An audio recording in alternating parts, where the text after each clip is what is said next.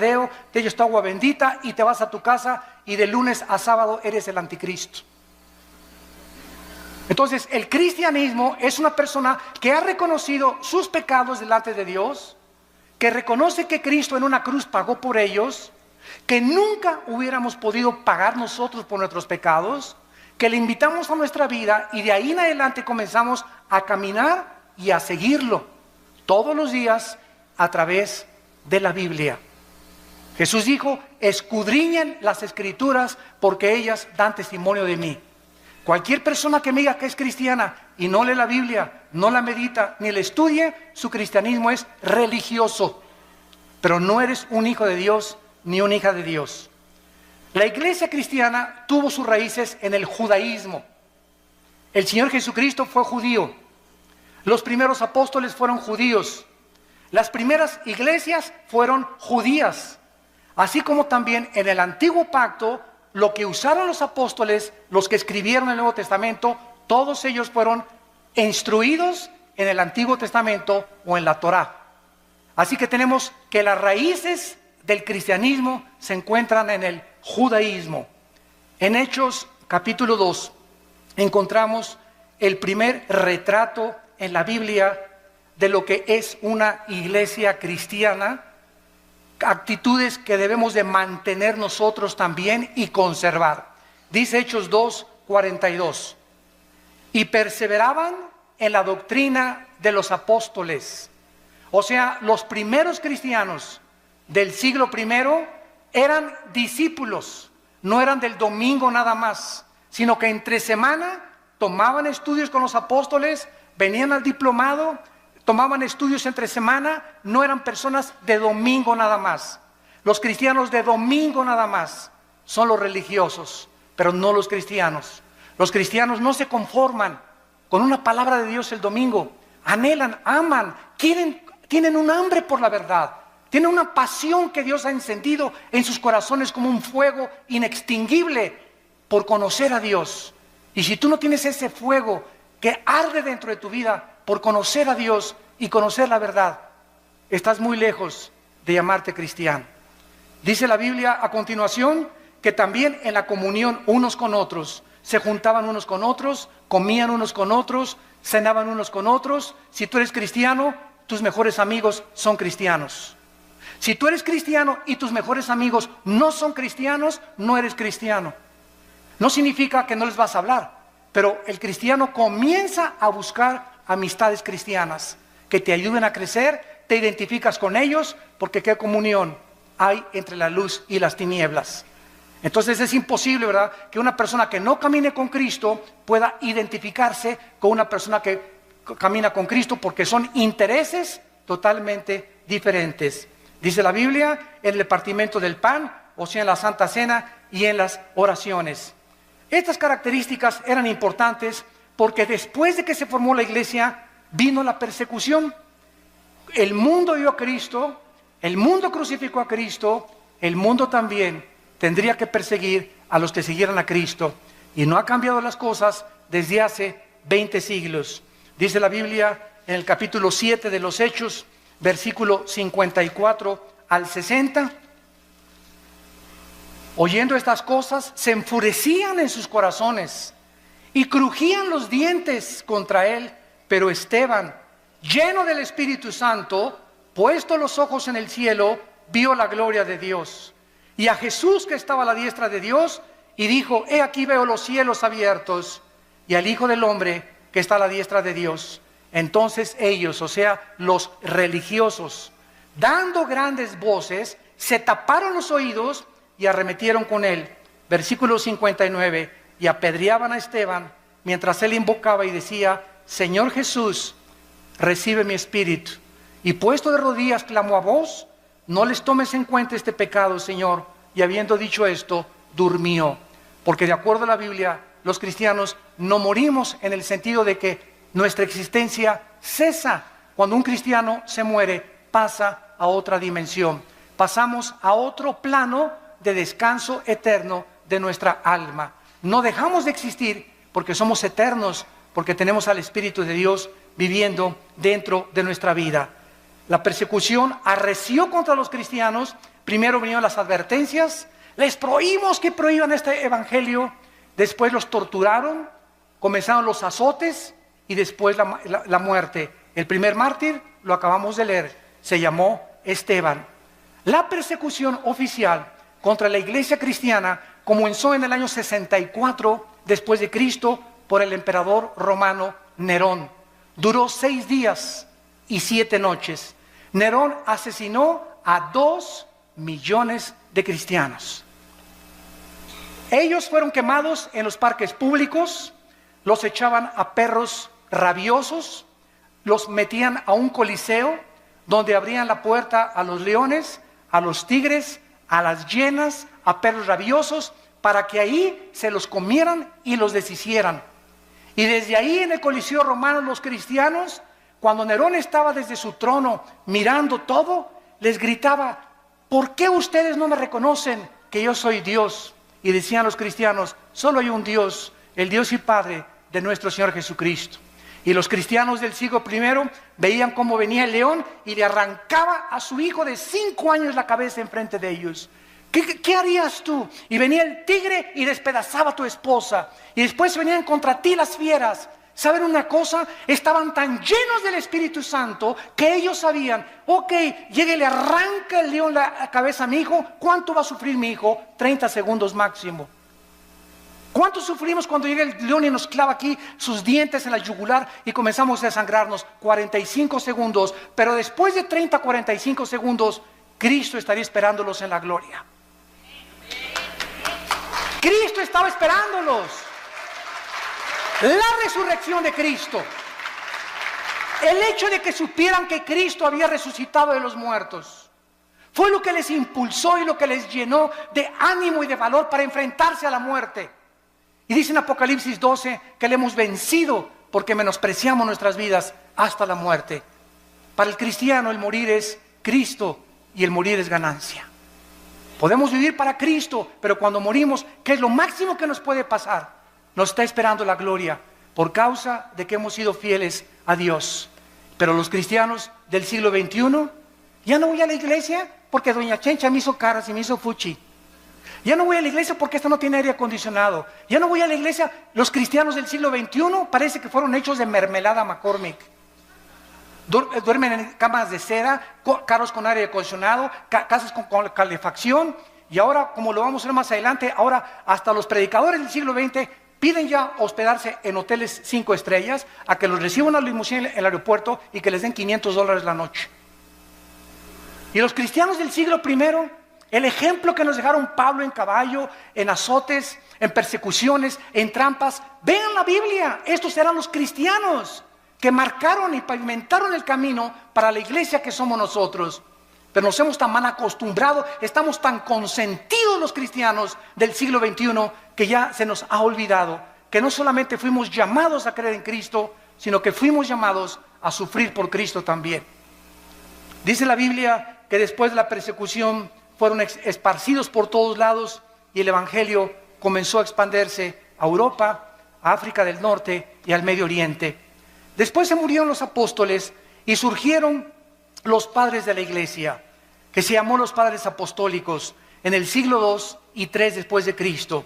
Se caracterizaron por comenzar a ser discípulos. Los apologistas defendieron la fe, los polemistas defendieron las herejías, y los teólogos estudiaban la teología para acabar con las herejías que estaban entrando al cristianismo. Ahorita en el cristianismo, en el siglo XXI, yo que estoy viajando por todo el mundo ahora, me doy cuenta la condición tan patética, tan lastimera y tan triste en la que viven la mayoría de los cristianos. Se comen todo, lo creen todo, hemos llegado a abandonar la Biblia. Si un predicador es famoso le creen, pero ya no estudian la Biblia y ya no hay defensores de la fe, ni personas que tengan el celo de Dios de poder defender la palabra con su propia vida. Vino entonces después la famosa conversión en el año 337 después de Cristo de un emperador que se llamó Constantino. Escuchen, pasaron 3 siglos y no había papas.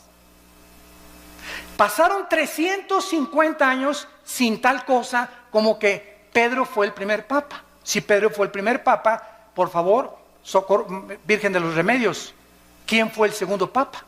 ¿Quién fue el tercer papa? Pasaron 350 años sin que hubiera tal papado. El emperador Constantino nombró al obispo de Alejandría y de Constantinopla pontífice. La palabra pontífex en el latín significa constructor de puentes, porque el pontífice comenzó a enseñar que él era el puente entre Dios y los hombres, no Jesucristo, sino ese hombre a quien el emperador romano lo nombró. Y después lo nombró vicario de Cristo, vicarius Dei Filii en latín, que significa representante de Cristo en la tierra. Bueno, el emperador romano, Constantino, iba el 27 de octubre del año 330 más o menos a Milvain en una batalla, y en el cielo vio una cruz. Él dice que vio una cruz que le dijo: signos vincitoris, crucifix, bajo este signo vencerás. Constantino cesa la persecución del Imperio Romano contra los cristianos, ya no los persiguen a los cristianos, y él absorbe el cristianismo constantino como la religión oficial del Imperio Romano. Y desde Constantino a nuestros días, los cristianos son por herencia y por tradición, y no porque han nacido de nuevo. Mi mamá fue católica, yo soy católico. Mi papá es budista, yo soy budista. Y así los padres heredan la religión sin que los hijos se hayan convertido a Cristo verdaderamente. Quiero decirles que Teodosio en el año 395 hizo oficial el decreto, y ahora los cristianos, todos absolutamente, por ser hijos de padres cristianos, eran cristianos también. Vinieron después, en el siglo 9 y 10, en el año 1095, las cruzadas. El Vaticano, para recobrar la Tierra Santa de los musulmanes, ordenó 7 cruzadas en total. El papado apareció por primera vez hasta el siglo VI. 600 años pasaron sin que hubiera un jefe representante de todos los cristianos en el mundo. Alcanzó su cenit el papado en el siglo XIII, y desde entonces hasta el siglo XVIII ha comenzado a menguar la influencia de Roma sobre el pueblo. La palabra papa significa pater en el latín, que fue aplicada a los padres de la iglesia. En el año 500 después de Cristo comenzó a limitarse al obispo de Roma nada más, y después se convirtió en el papa o en el jefe de todo el Sacro Imperio Romano. Durante 500 años, repito, no hubo papas. El primer papa, apúntalo, fue Gregorio I. El primer papa funcionando desde el Vaticano en el año 590 después de Cristo fue Gregorio I. Cuando el papa asumió el Vaticano, cerraron la Biblia y se hizo un decreto que nadie podía leer la Biblia. Le pusieron un candado a las escrituras más que con el permiso del Vaticano.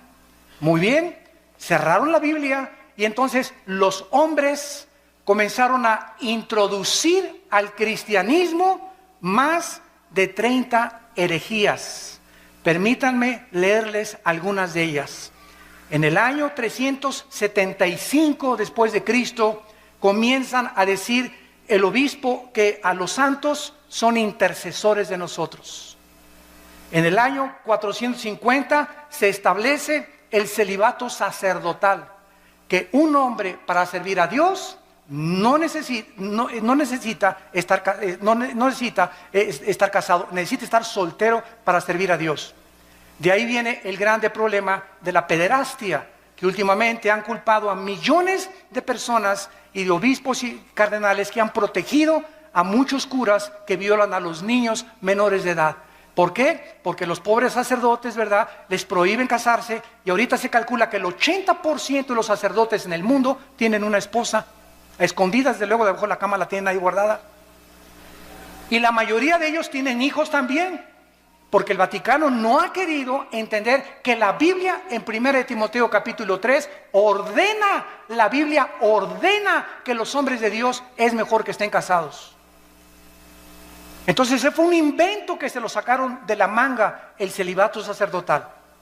En el año 666 viene la extrema unción, que si una persona está agonizando y se va a morir, y llega un sacerdote y le ponen el santos óleos, la persona ya no tiene por qué irse al purgatorio, porque se le da la extrema unción. Si una persona se fue en pecador, borracho, parrandero y jugador, pero antes de morir le echan aceite, el sacerdote se salva del infierno.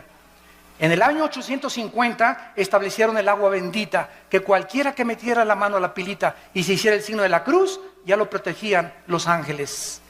En el año 1190 se comienza a vender la salvación, que el que diera más dinero al Vaticano se le daban 15,000 años de indulgencias en el purgatorio.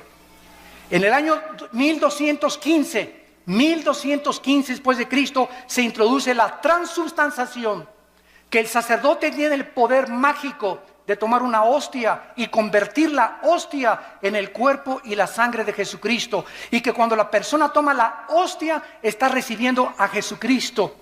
Se lo recibe el domingo, se le sale de lunes a sábado y se le vuelve a meter el domingo.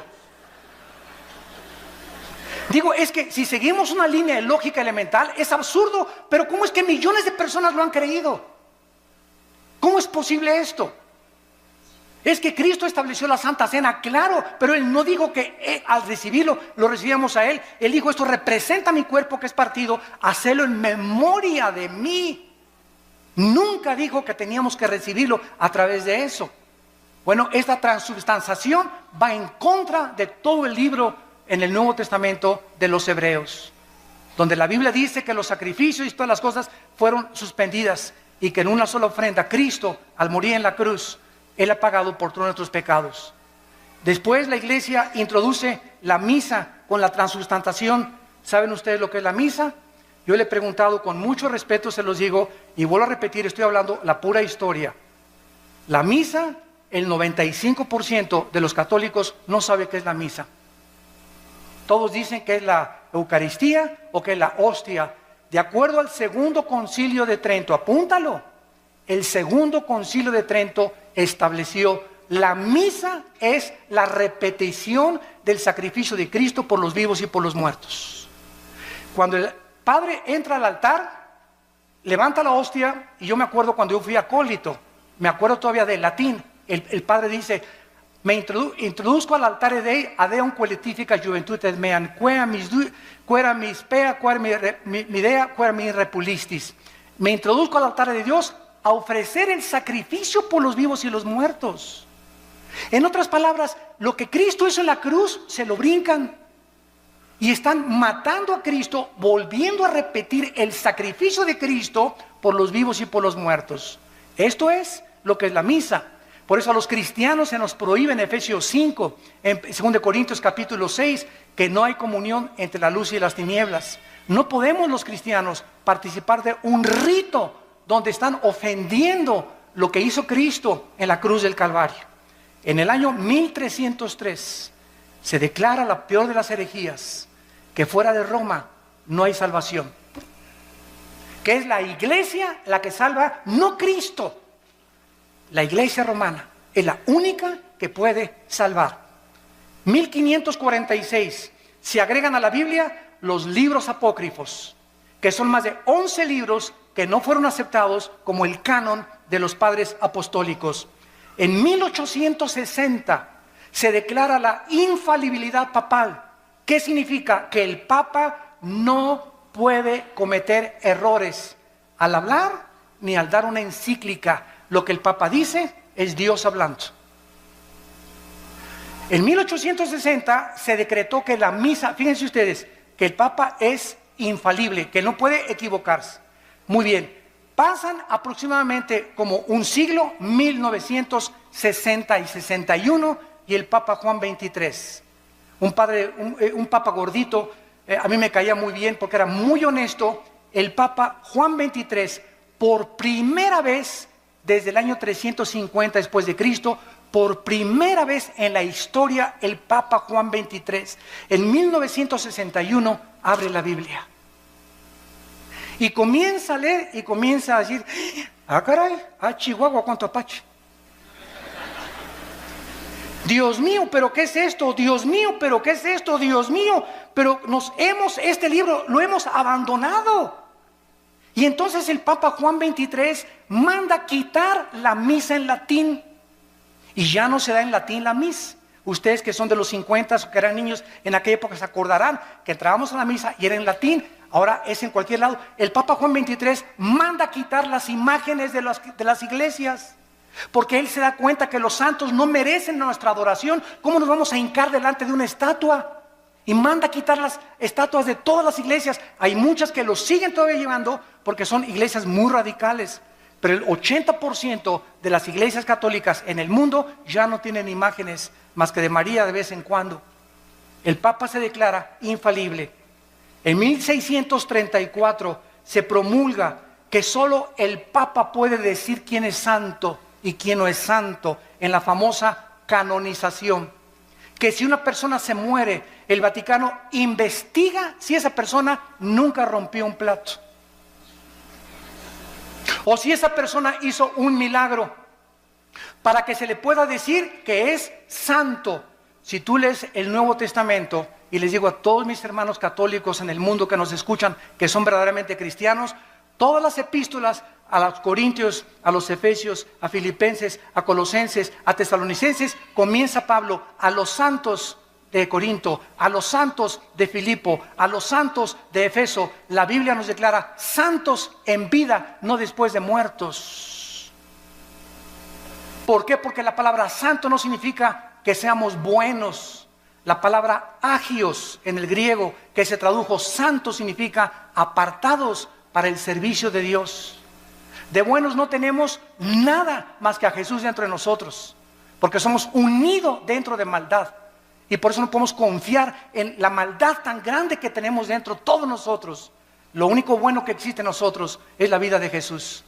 Por eso el Espíritu Santo quiere que dejemos vivir a Cristo y morir nosotros a la carne y crucificar nuestras pasiones y deseos para que la vida de Jesús se pueda manifestar a través de nuestra carne mortal. Esa es la vida cristiana, dejar vivir a Jesús mi vida. No ya yo, sino Cristo vive en mí. Y lo que vivo ahora en la carne, lo vivo en la fe por el Hijo de Dios. En el año 2000, que nos toca a todos nosotros, el Papa Juan Pablo II declara a María corredentora junto a Cristo de nuestra salvación. No solamente Cristo murió por nuestros pecados, María también.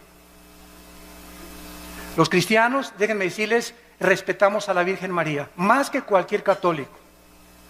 Los católicos le han dicho de los remedios, de los lagos, de Zapopan, de la Macarena, de los remedios, y le han puesto nombres de Guadalupe, y la Virgen no se llama Lupita, ni se llama de Zapopan, la Virgen se llama María. Y nosotros la respetamos como la madre de Jesús y como una mujer increíblemente humilde. Pero ella no murió por sus pecados. Ella en Lucas capítulo 2, y esto está en las Biblias católicas, dice: me regocijo en Jesús mi Salvador. María le llama a su hijo su Salvador. ¿Cómo es posible que podamos creer que ella también está pagando por ella no fue crucificada?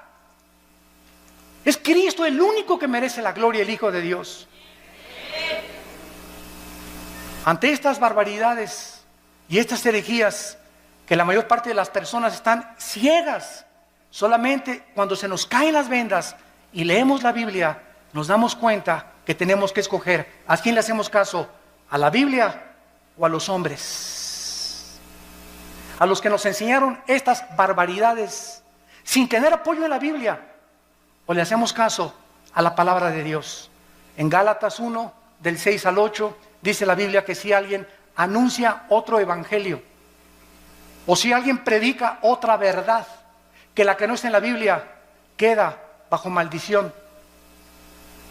En 1 Timoteo capítulo 6, del 3 al 5 dice: si alguno enseña otra cosa y no se resume solamente y conforma a las palabras sanas de Jesucristo, nada sabe, está envanecido, delira acerca de cuestiones, contiendas donde nacen envidias, pleitos, disputas de hombres necios, pervertidos, que han desechado la verdad de Jesucristo. La Biblia es la única guía la única lámpara, la única luz que nosotros podemos tener, sea la Biblia veraz, sean los hombres mentirosos. Después de esto vino la famosa Inquisición, que fue el colmo de Roma. Las matanzas y masacres contra todos los que se decían cristianos, los que no se sujetaban a Roma y al Vaticano, los que leían sin permiso la Biblia, como a miles de judíos y enemigos en 1198 después de Cristo. En el año 1198 después de Cristo, el Papa Inocencio III, apúntalo, Inocencio III ordena asesinar y exterminar a todos los que no le obedecían a él y no a la Biblia.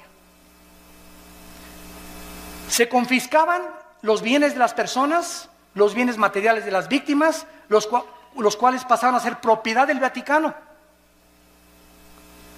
Francia, España, Italia y Alemania y los Países Bajos sufrieron los errores en el nombre de Dios.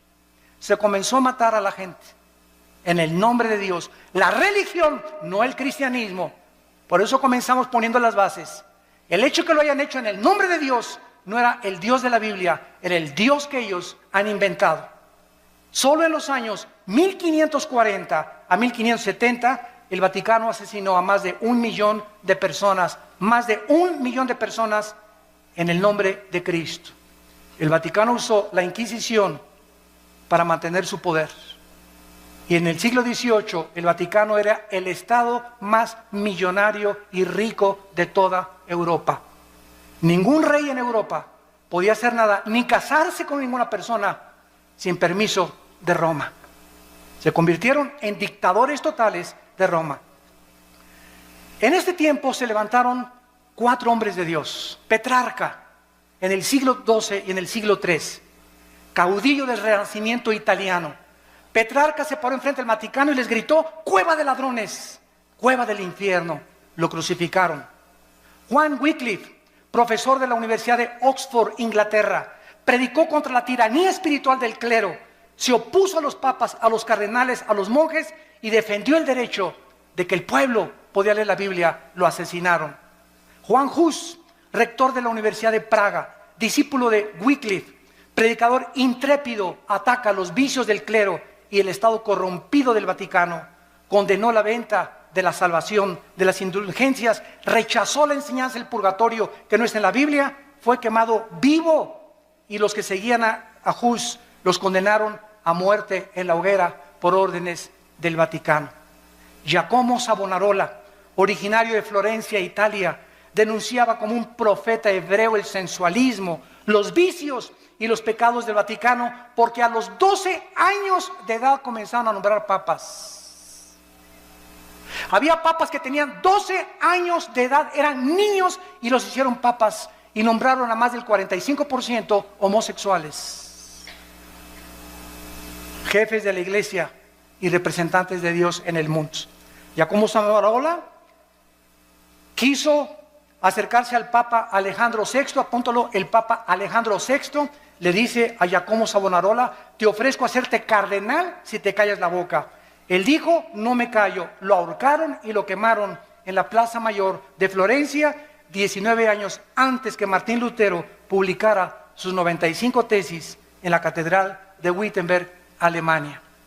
Y así llegamos al año 1550, 1546-50, cuando un monje llamado Martín Lutero vivía en Alemania y quería ser monje, un hombre sincero. Y pasó por Alemania un hombre llamado Juan Tetzel.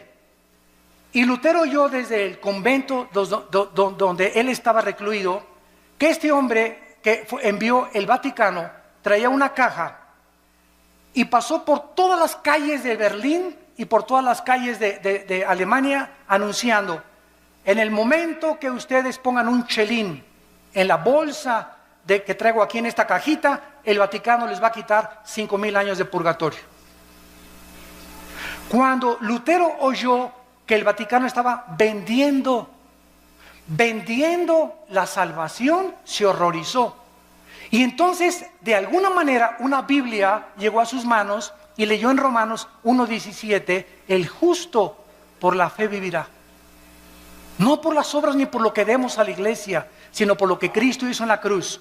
Entonces él se levantó totalmente del monasterio, se salió y fue a la catedral de Wittenberg y escribió Lutero las 95 tesis que decían: esto dice la Biblia, esto dice el Vaticano. Lo clavó en la catedral de Wittenberg en Alemania, pues se armó la revolución. Agarraron las tesis, se las mandaron al Papa, y pues ya saben ustedes, ¿verdad?, que lo mandan llamar a Martín Lutero, y el Papa Sixto IV, en el año 1476, había iniciado la doctrina de que se podía comprar la salvación con dinero. ¿Se parece a la iglesia del siglo XXI? Al ratito llegamos para allá. La venta de estas indulgencias era un permiso para pecar. O sea, tú puedes ser adúltero, tú puedes fornicar antes de casarte, pero si das dinero, se te perdonan los pecados. En 1517, Juan Tetzel comenzó a perdonar a todo mundo, y en el 31 de octubre de 1517, Martín Lutero clava las 95 tesis en Alemania. El Papa León X excomulga a Lutero, porque Roma podía mandar al infierno a los que ellos querían. Se llama la excomunión. Y le dijo a Lutero: te damos un mes, Lutero, para que te retractes de lo que acabas de decir. Lutero quemó públicamente la bula papal del Papa, y entonces Carlos V, emperador del Sacro Imperio Romano, Alemania, Austria, España y Países Bajos, invitaron a Lutero para que se presentara y se negara de lo que él había dicho. Lutero llegó y estaban como 100 cardenales del lado derecho, como 100 cardenales del lado izquierdo, y el Papa sentado en su trono.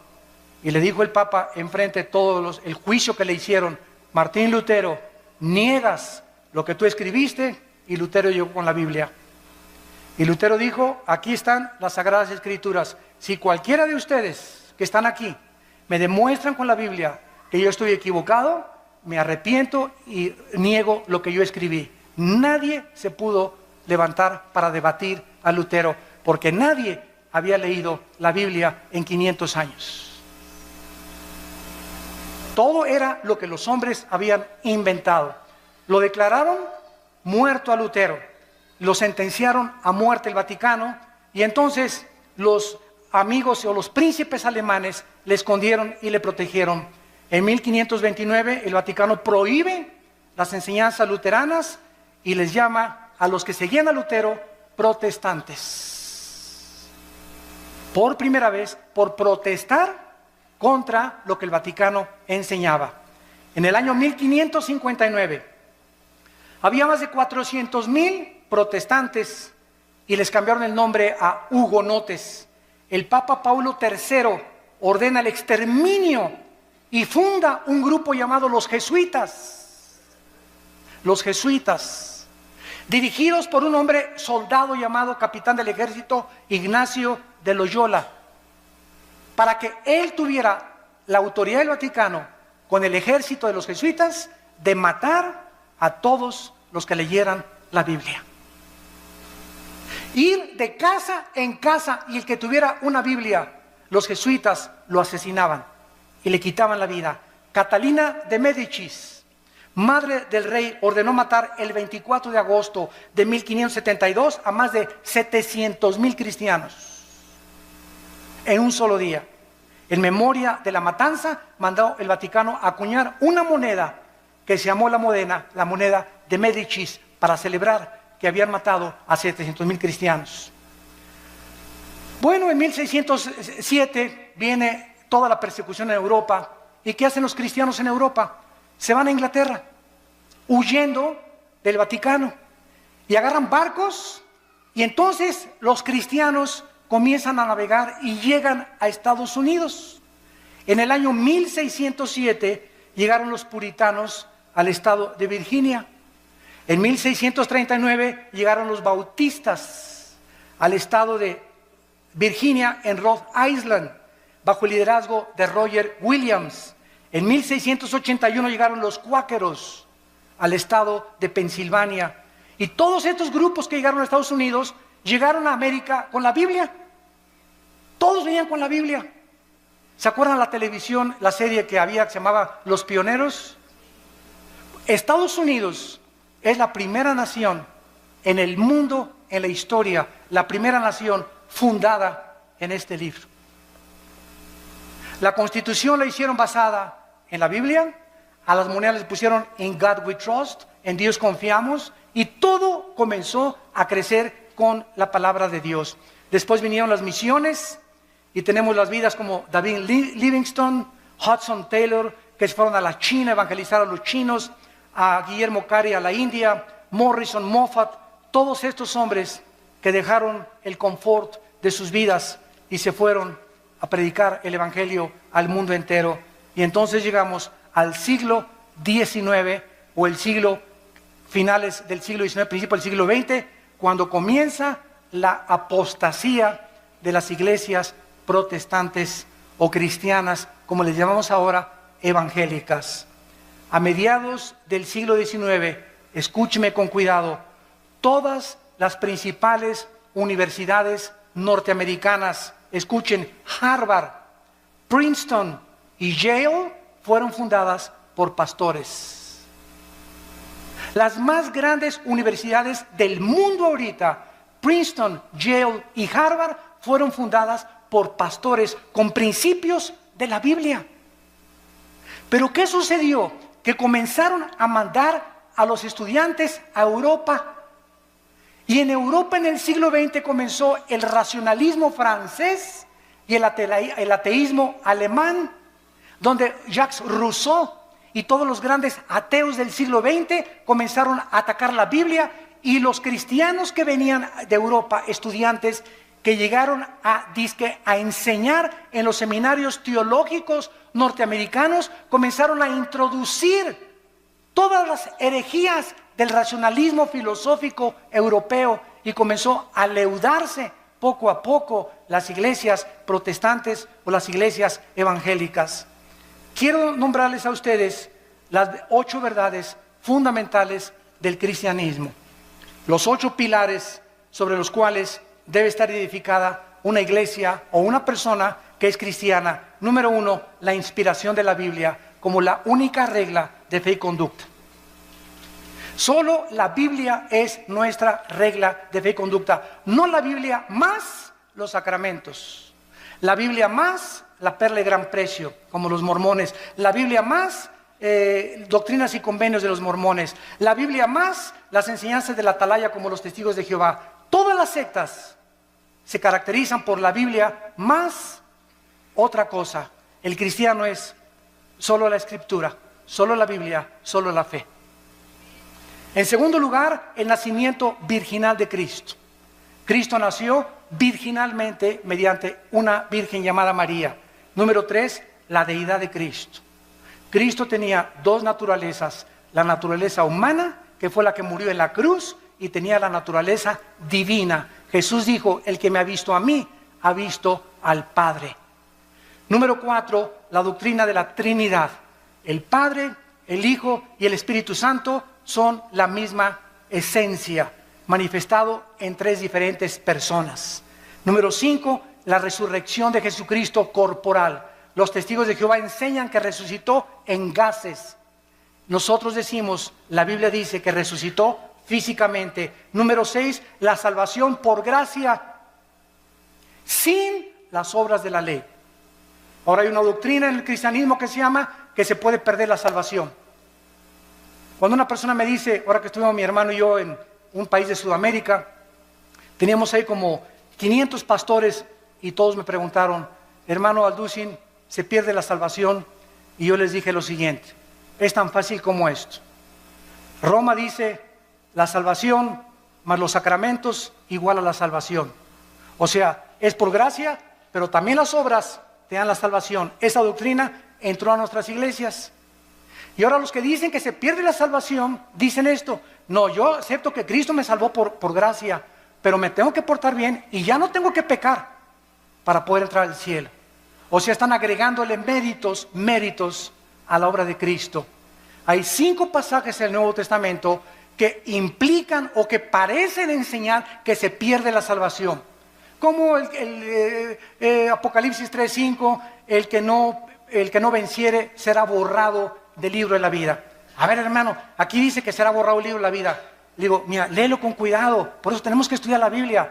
¿Quiénes va a borrar del libro de la vida? Los que no son vencedores. Ah, pues sí, ¿verdad? ¿Y quiénes son los vencedores? 1 Juan 5, 4 y 5, los que somos hijos de Dios. Entonces, claro que los somos hijos de Dios, nunca van a ser borrados del libro de la vida. Ah, pues chino, chavieso. Y así comenzamos a ver que cada pasaje que usan para disque enseñar que se pierde la salvación, lo sacan fuera del contexto y hacen un pretexto de la palabra de Dios. Número 7, la redención es por la sangre de Cristo, no por la misa ni por ninguna otra cosa. Y número 8, necesitamos nacer de nuevo. El ser humano necesita ser regenerado para entrar al reino de Dios. Muy bien, y terminamos con lo que es la apostasía de la iglesia en el siglo XXI. Abróchense el cinturón. Ahora voy a hablar lo que está pasando en las iglesias cristianas y que necesitamos nosotros los predicadores pasarle la estafeta a nuestros jóvenes, a la segunda generación, y volver a enseñarles a que regresemos a la Biblia otra vez, porque los cristianos del siglo XXI estamos abandonando la Biblia. Y si estamos criticando a Roma que vende la salvación, yo conozco iglesias cristianas que venden la salvación. Ya no tenemos por qué jactarnos ni presumir que somos mejor que el Vaticano. Por eso les dije, les voy a hablar la verdad. Yo conozco iglesias que venden la salvación y predicadores en la televisión que te venden la salvación. Si tú les mandas $50. En 1960-70 comenzó un cura católico en Centroamérica llamado Camilo Torres. Yo admiro a este hombre. Él era sacerdote católico. Él no conocía la Biblia, pero él estaba harto de la pobreza. Y que él no podía cambiar con lo que Roma le decía la vida de toda la gente pobre en Centroamérica, Guatemala, Honduras, etcétera, etcétera. Entonces Camilo Torres, ¿saben lo que hizo? Agarró una AK-47 y formaron grupos armados para poder comenzar a usar el comunismo y a través de la liberación de los estados opresores dictatoriales, quitar la pobreza a la gente. Esto se llamó la teología de la liberación, que fue una mezcla de cristianismo con el comunismo. Y él era un hombre sincero, Camilo Torres. Después encontramos que pasó el tiempo y el cristianismo se comenzó a mezclar con el misticismo de los hindúes y de las filosofías orientales. Comenzamos a darles en los 70s y en los 80s del siglo pasado, a darle más experiencia y más validez a las experiencias místicas, y se comenzó a propagar la mentira. No vamos a hablar de doctrinas, las doctrinas nos dividen.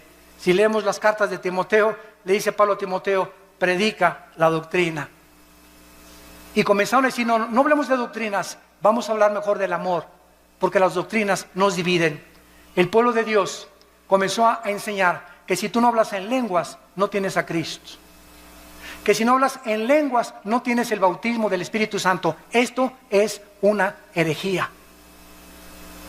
Porque el don de lenguas, gracias a Dios por él, y no estamos en contra de este don. Gracias a Dios los que ustedes tienen ese don. Pero enseñar que si no lo tienes, no tienes al Espíritu Santo, es una herejía. Porque toda la historia de la iglesia, los más grandes hombres de Dios del siglo pasado y del siglo XXI, ninguno nunca ha hablado en lenguas. Entonces no eran cristianos de acuerdo a esta enseñanza. Se comenzó a propagar la risa santa.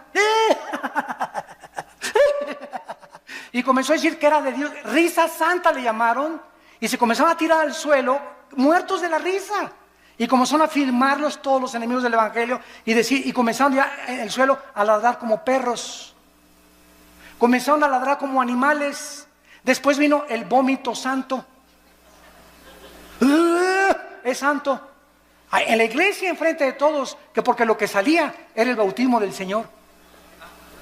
Después comenzaron a mandar por la televisión trapos ungidos. Quiero decirle que si me mandan $100, este trapito se ungió con aceite de Israel. A mí qué me importa que haya sido con aceite de Metepec.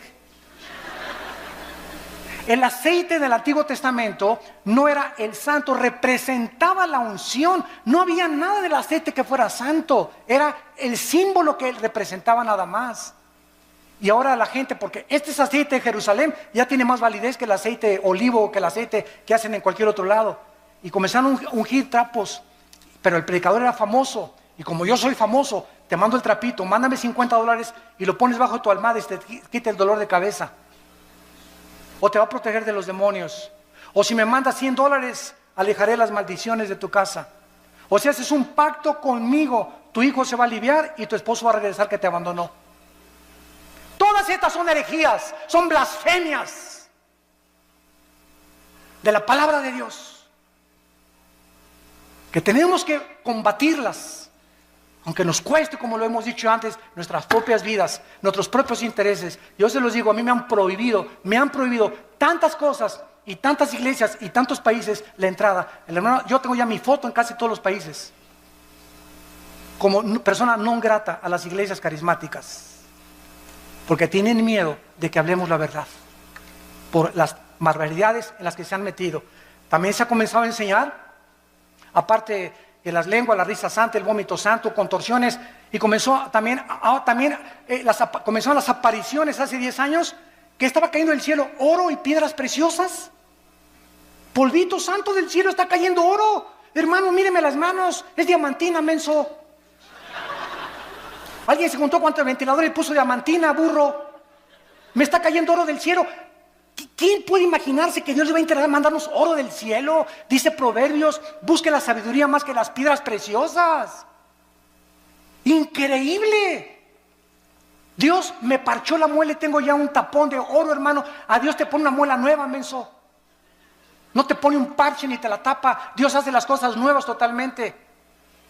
Todas estas cosas han entrado a la iglesia y el pueblo las ha aceptado por no conocer la palabra de Dios. Y luego también en las reuniones. Y voy a iglesias y yo les digo a mis pastores, denle un zape en la cabeza atrás de esa persona. Es que estoy bajo la influencia del Espíritu Santo. Espérame tantito, de 1 Corintios 14. El espíritu del profeta está sujeto al profeta. Entonces, no hay tal cosa como que alguien pierde el control y comienza como alambre eléctrico así en la cabeza, ¿verdad? Que lo lleven al manicure. Que venga el psiquiátrico por él.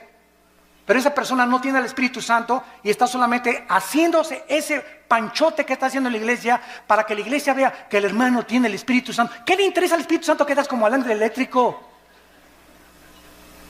En 1 Corintios 14 dice la Biblia, hermanos, dice Pablo, les suplico que en la iglesia no hablen en lenguas.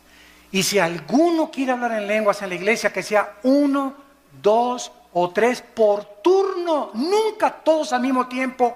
Y además que uno interprete, y si no hay intérprete, cállate y habla en chino mejor.